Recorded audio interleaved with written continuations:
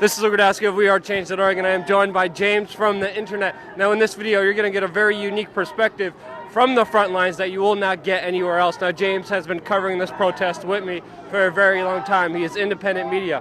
What you're going to hear is our thoughts about what's really happening behind the scenes that you're not getting from the mainstream media. Now James, it seems like the media could frame this issue in so many different ways. There's so many things going on, whether it's social, economic, racial, or just the overall police state in New York City. But it seems like the framing of this issue could be done any which way by the mainstream media. How do you think they've been framing it so far? I think it really depends on the ideology of the news corporation covering it. If you watch, Fox News or you read the Post, all these cars you hear behind us honking their horns are angry people who can't get home. If you watch MSNBC, they're all fans of the working class who are honking in support.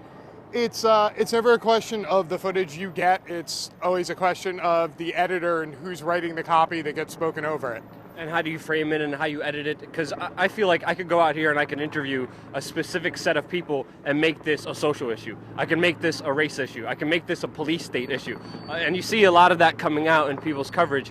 But another thing that kind of we've been talking about here, it seems like if it bleeds, it leads. Oh, yeah. And it seems like riot porn, that's what we call it. Riot porn is pretty much police officers beating up at protesters, arresting protesters. That seems to get most of the views, and that's what a lot of mainstream media outlets are from. Can you talk about this dichotomy? Because it's very hard for us to cover an issue, keep it topical, but also keep people's eyes and attention on it when this is happening. What's your thoughts on riot porn and everything? We live in an age now of the 24-hour news cycle, and the 24-hour news cycle is all built around what's the best 12-second segment I can air this hour. Back in the day, it wasn't like this. A reporter would spend an entire week or two researching a story just to cut, an 8-minute article or an 8-minute interview, and those days have long since passed. I spend most of my time getting requests on social media from news organizations to use my pictures or use my videos when the police are beating on somebody or protesters are breaking something. And then other than that, you don't hear a peep from the mainstream media because they just don't feel it's going to get them viewership. And at this point, it's all about selling advertising dollars. Yeah. That's all it's about. It stopped being about news a long time ago. It seems like conflict and violence and issues that divide people are being highlighted a lot more. Do you think this is done on purpose, or you think this is done just by people's attention span and what they click on and what they like? Well, when you boil it down, the American economy is solely based on fear and consumption. Yeah. Those are the two things that stimulate the economy. And if there's no fear, there's limited consumption. So now that you have multinational corporations, the same people who own MSNBC, own NBC, own General Electric, it's all part and parcel. You don't think General Electric wants things happening on NBC News that are going to make people go out and buy more stuff?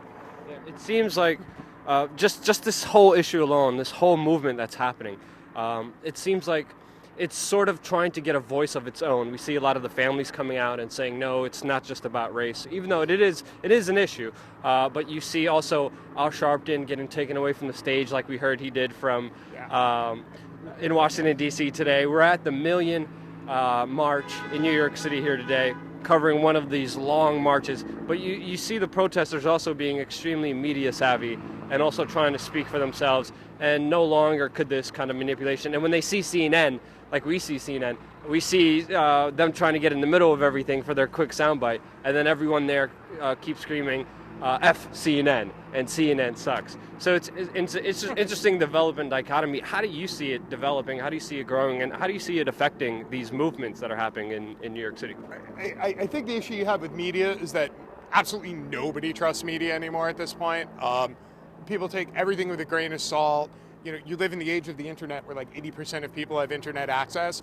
So it's not like back in the day where you saw a story on TV and that was it. It was the fact. It was somebody you trusted giving you research journalism.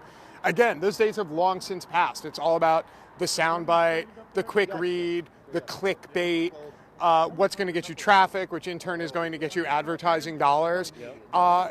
It's really a shame because there's 45 different stories with any one of these, and the only story you ever hear is protesters march, police beat protesters. Protesters no, are no, violence breaks out. Just violence breaks out. Yeah, and it's you see the mainstream media do that. They're like, okay, police beat up on these protesters. No. They're like, okay, violence erupted during this protest and this protest. Or, you never hear protesters react to police violence. No, you never hear that. No. Yeah. This goes back to if you remember when Katrina hit, right after Katrina, 2 days in a row, there were similar pictures in the newspaper on USA Today. And the first day, it was a picture of a black man. He was wading in water up to his hips, carrying baskets of water. And the caption under it was, looters running riot in New Orleans. The next day, there was a picture of a middle-aged white guy carrying a thing of water, through floodwater up to his waist.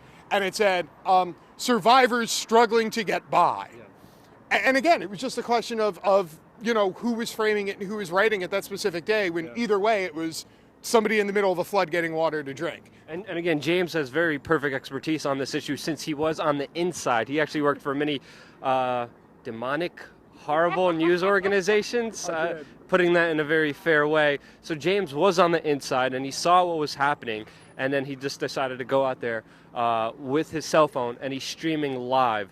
At James from the Internet is where you can find him on Twitter. But do you want to talk about some of the experiences you had working for the mainstream media and how it changed your mindset?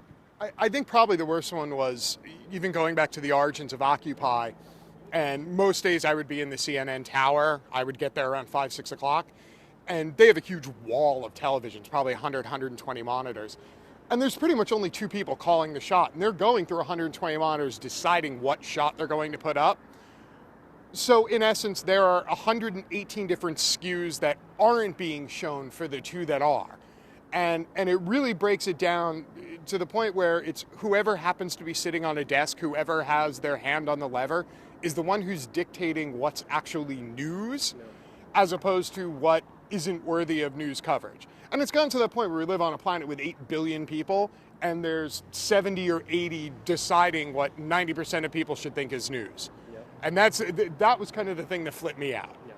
My main thing is, just to put everything in perspective for everybody here, media is changing so much. It could still frame the issues here, and it seems like they're focusing primarily on race. And again, they could do that, but they're also missing the social issues, the economical issues. They're also missing the police state issues that have entrapped all of New Yorkers. And to me, all of those issues are very important. But once you get one soundbite, once you need one clip for everybody out there, you automatically dilute it. You automatically just put one spin on it. But again, with live streaming like you're doing, and just providing coverage, okay, this is happening, unbiasedly, you actually don't editorialize, and you don't get to select and pick what you see and what you don't like. Yeah, no, that's the great thing about the stream, because it doesn't lie. It's just wide open. It's not my job to tell people what their opinion should be. I just show them what's going on so they can actually formulate their own opinion instead of falling into that horrible left-right thing. Like you're talking about the police violence issue. It's not like your leftist liberals who are talking about it being the race issue. It's all the conservative people on the right who want to keep hammering it home to make it look like a race issue, so that the other 40% of the people who pull the red lever aren't also out being pissed off because there are police shooting people in the streets. Because It's a hell of a lot easier to only keep half the population caged up than it is to try to keep them all caged up. Exactly. And that's when they use that dividing line to make us go against each other and don't talk about the overall kind of issues that kind of bring everybody out here in the streets together, which is, again, a number of issues, a number of facets that we don't hear about. How many times have you heard, oh, Sharpton's going to go get people to march. Sharpton's going to get people to march. Yeah. Like Al Sharpton's the savior. Like I was in Ferguson. People were throwing trash at Jesse Jackson and throwing trash at Al Sharpton. Yeah. Like, people of color don't listen to Al Sharpton. White, guilty, liberal Democrats listen to Al Sharpton. Like, nobody in their right mind listens to Al Sharpton. But again, the entire right side of the spectrum would have you believe that Al Sharpton's leading people out in the streets with torches and pitchforks to come kill white people. Yep. And it's not the case at all. So, just to put everything in perspective, I see the media landscape changing tremendously. No longer are individuals able to speak for people. They're still framing the issues. People are still falling for those issues. And they're making the protests what they are. Because if the media was in there, if the camera was in there, if people weren't here reporting on it, it would not go anywhere. But it's continuing to kindle. It's continuing to fire.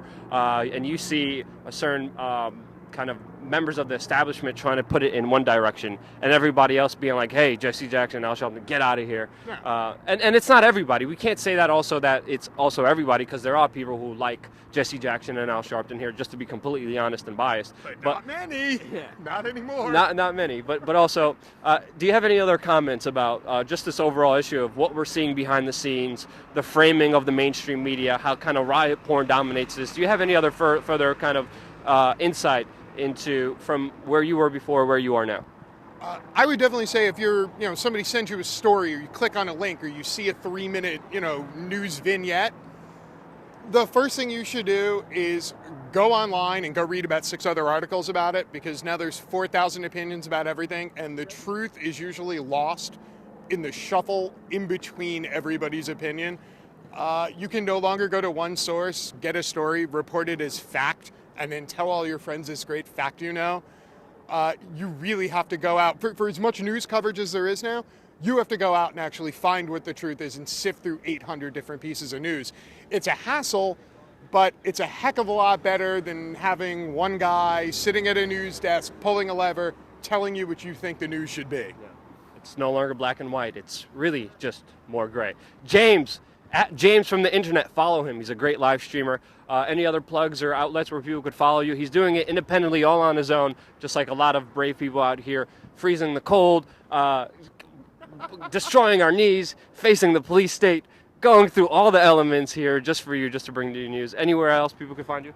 Usually if you just plug in James from the internet, all one word, and throw it into a Google bar, everything will come up: Facebook, Livestream, Twitter. And support independent media, because without independent media, we're all screwed. Exactly. That's our coverage of the Million March here in New York City. Thank you again so much for watching. If you found this video insightful and helpful, click the like button. Don't forget to subscribe. We're always going to have videos here on youtube.com/wearechange.